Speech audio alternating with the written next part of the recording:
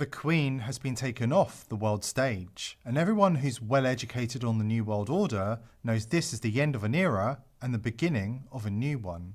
Things are about to get very crazy, very quick.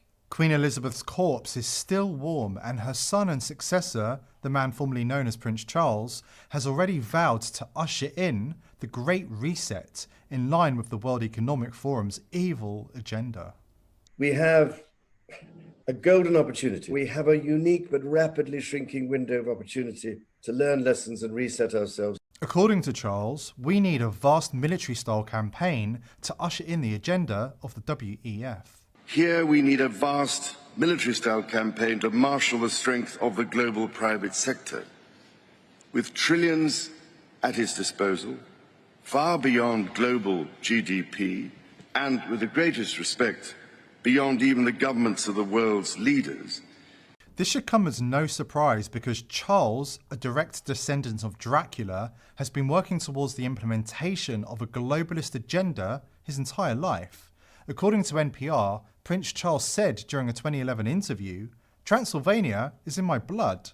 The genealogy shows that I'm descended from Vlad the Impaler." In case you need a quick history refresh, during the 1400s, Vlad III, commonly known as Vlad the Impaler or Vlad Dracula, was the Prince of Wallachia, modern-day Romania. According to NBC, his father adopted the last name of Dracul, meaning dragon, which meant Vlad's last name became Dracula, son of the dragon. By all accounts, he was an extremely violent ruler. The genealogy shows that I'm descended from Vlad the Impaler, you see. So I do have a bit of a stake in the country. Britain and the Commonwealth now have a sovereign who is descended from a tyrant who dipped his bread in the blood of his impaled victims. So perhaps it's not surprising that Charles is close friends with Klaus Schwab, who might even be an upgrade on the company Charles is used to keeping. Prince Charles was best friends with Britain's most notorious paedophile, Jimmy Savile, regularly hosting him at royal estates and using him as a sounding board for advice. Charles even asked Savile, who raped hundreds of children over the course of decades in the public eye, to write an etiquette guide to be followed by the Queen. Arbiter speaking to the Guardian newspaper said Savile would seize young secretaries by the arm and then run his lips up to their shoulder. He added if it was summer, his bottom lip would curl out and he would run it up their arms. This was at St James's Palace, and he added that Savile's behaviour was a cause for concern. Reports of Savile's unusual behaviour in royal circles came about as details emerged of a surprise role for him as a counsellor for Prince Charles and Princess Diana during their marital difficulties, and a request from Prince Charles to help with the image of Sarah Ferguson. Now that Savile is dead and Charles's brother Andrew isn't allowed to keep company with Jeffrey Epstein any longer, Charles is spending his time rubbing shoulders with young global leaders in the corridors of the World Economic Forum. 2022 is the year of change, with world leaders across the globe being removed or facing assassination, with even the Pope suggesting he is about to stand down, while ordering all money to be returned to the Vatican Bank. Any world leaders who are still standing are firmly under the control of the World Economic Forum. Prince Charles can be added to their number. Here they are making the occult pyramid symbol they are so fond of flashing. The sign is the central bank's control symbol. It is the same as the pyramid on the back of the $1 bill. Here is that same symbol now at the IRS headquarters in Maryland. This is a universal symbol appearing all over the globe and denotes a religion that believes in and worships a god, but not the God. Here it is again, a part of Israel's Supreme Court. The reason those world leaders are flashing that sign, and the reason it appears so often across the world, is that all governments are controlled by their central bank. All central banks are controlled by the BIS, the central bank of central banks, which is openly calling for a CBDC to enslave the world by allowing the BIS to determine, in real time, how, when, if, and what you can spend your money on. All our analysis on CBDC, in particular for the use of general use, we tend to establish the equivalence with cash, and there is a huge difference there. For example, in cash, we don't know, for example, who's using a $100 bill today. We don't know who is using a 1,000 peso bill today. A key difference with the CBDC is that central bank will have absolute control on the rules and regulations that will determine the use of that expression of central bank liability. And also we will have the technology to enforce that. Those two issues are extremely important, and that makes a huge difference with respect to what cash is. We are getting close to the top of the pyramid now, but who controls the BIS? Many people say it's the Rothschilds. Meyer Amschel Rothschild, the patriarch of the notorious banking clan and founding father of international finance, famously said, "Permit me to issue and control the money of a nation, and I care not who makes its laws." And Meyer Amschel Rothschild's descendants appear to be reveling in that power. Who gets to poke a prince in the chest? Evelyn de Rothschild, direct descendant of Meyer Amschel Rothschild. That's who. With their printed imaginary fiat, the central banks control the minds of men and thus all nations.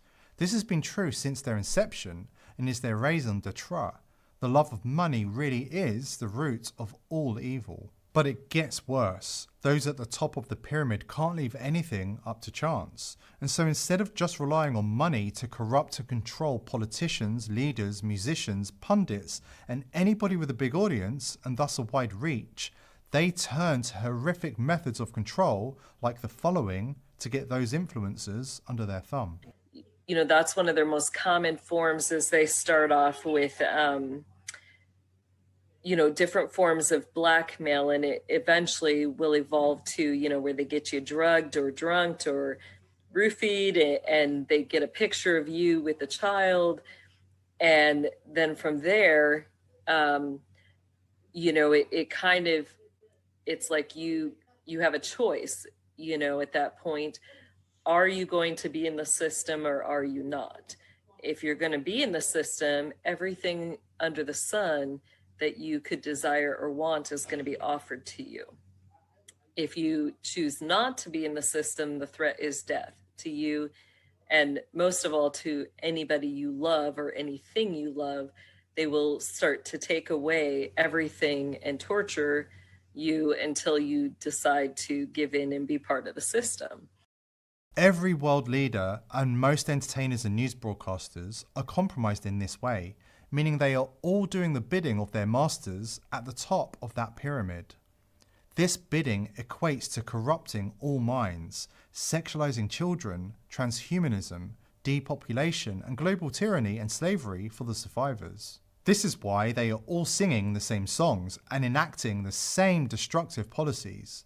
They want to induce a mental health crisis, along with war, famine, pestilence, and death.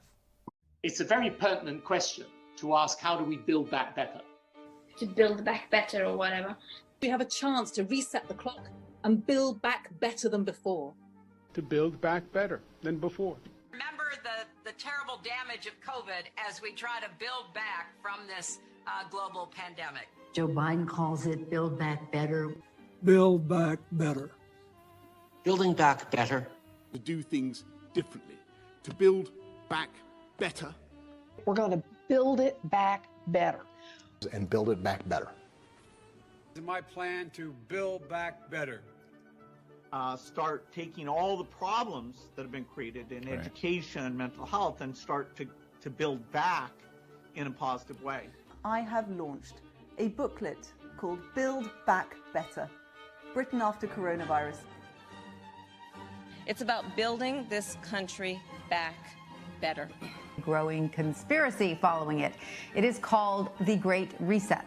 An unprecedented opportunity to rethink and reset the ways in which we live.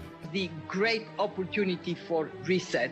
The theory even calls Mr. Biden's campaign slogan, Build Back Better, a front for the conspiracy.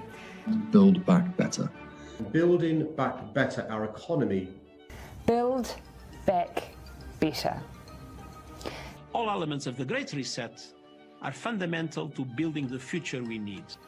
This pandemic has provided an opportunity for a reset. It's a big effort to, some would say, to build back better. The entire system is attacking us. with the end goal to kill most of us and corrupt and enslave the rest. Here is Bill Gates, getting a good laugh from a TED Talk audience on the subject of climate change, when he tells them that one of these numbers is going to have to come down pretty near to zero, while the population variable from the CO2 casual equation is on the screen. So let's look at each one of these and see how we can get this down to zero. Probably one of these numbers is going to have to get pretty near to zero.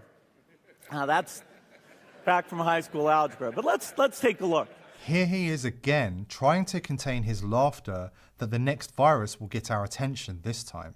A few countries that have almost avoided the epidemic entirely, like Taiwan, New Zealand, Australia, they took their experience and actually prepared, and so they moved a lot faster. So we, we'll have to prepare for the next one. That, I'd say is will get attention this time. What's occurring could not be more in our faces. You can either accept the fate that they have in store for us, which is coming fast and furious, or resist and respond appropriately. The choice is yours.